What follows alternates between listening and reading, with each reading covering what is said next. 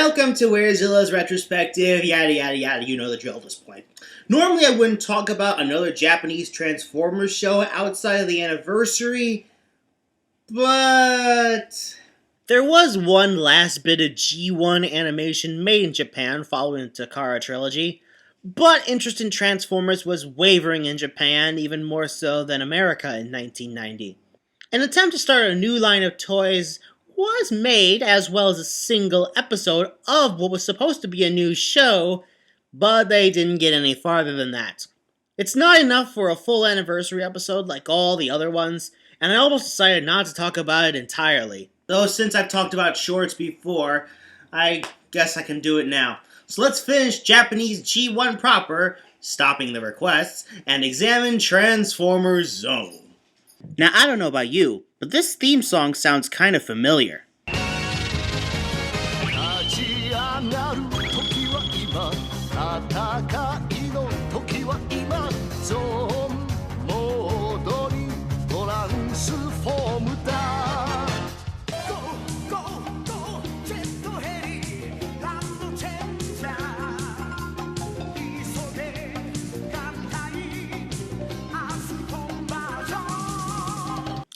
Moving on, we open on the planet Femeria, whatever, under attack by the Decepticons. The Autobots manage to get as many people off the planet, with Starsaber rescuing a blue-haired kid named Kane, but then...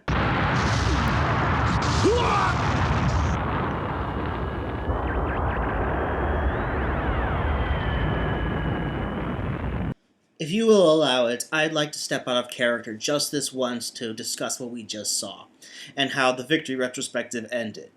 I actually watched Zone for the first time a few weeks after the Victory Retrospective was already online, so I didn't know that Starsaber would end up sacrificing himself like this. If I had known, the ending would have been a lot different. It was meant to be a bittersweet ending, but now it's just difficult to look at. And with that said, how and why did that planet even explode? We cut to Overlord and a number of Decepticon Jessalts, all of whom are wearing silly capes, and are following the lead of yet another space monster known as Violin Jiger. Even as a Cybertronian proper, Overlord apparently hasn't learned the lesson of working for Devil Zed. Then again, the narration insists that Violin Jiger is the new Decepticon leader. So is Deathsaurus dead after all, or did they just forget about him? Clearly they had to dig to the early days since Devastator and Menasor are among the Jessalts present. Anyway, we get an onslaught of new Autobots on the planet Zone, none of whom are really given any characterization. I'm reminded of More Than Meets the Eye, the episodes that started the franchise, as well as the Rebirth, which also tossed as many characters in as they could. The difference there, though, was that both were three-parters, so more time was given for us to at least give a crap about a few characters. Here? Who are you? And why should I care about you? So after a bit of Cybertronian racism by Kane's annoying bunny friend, Overlord attacks the planet, stealing the Autobot supply of Energon Z. Or probably detecting a pattern by now. The Autobots pursue, but get intercepted by...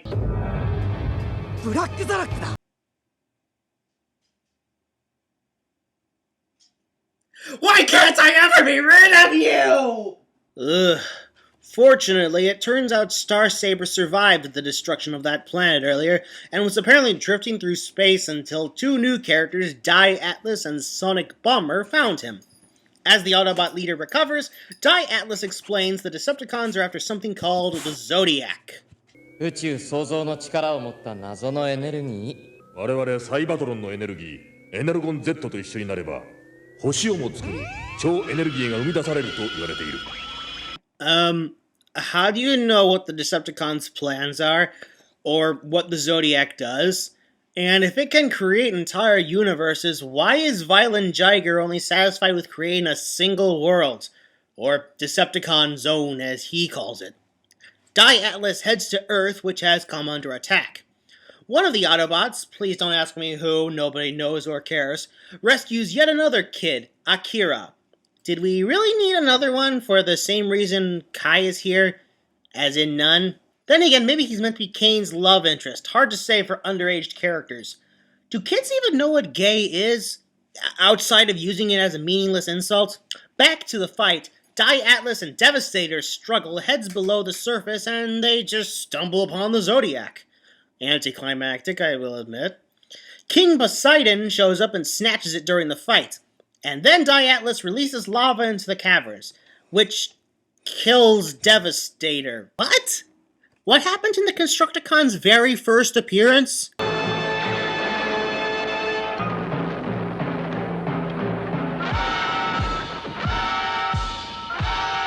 Yeah, that's what I thought. Everyone was fine after that. Did they forget that G1 Transformers are not affected by lava again? Speaking of forgetting, I just noticed Trypticon is among the Decepticons, and he shrunk from Citybot to Combiner size. Lame.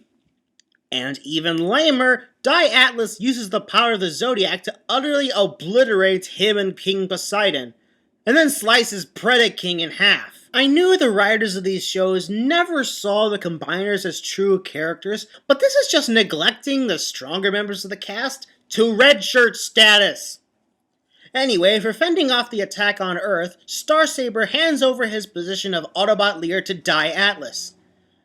You mind if I ask why? He didn't really show any signs of being a good leader. Just because he showed his display of strength doesn't mean he's leadership material.